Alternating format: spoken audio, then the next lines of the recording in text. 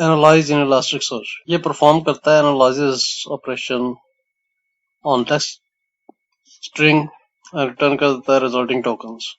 जब आपने किसी टेक्स्ट को एनालाइज करना हो तो आपने एट्रीब्यूट सेट करने होते हैं। इसके डिफरेंट एट्रीब्यूट्स होते हैं, टोकनाइजर होता है, फिल्टर होता है।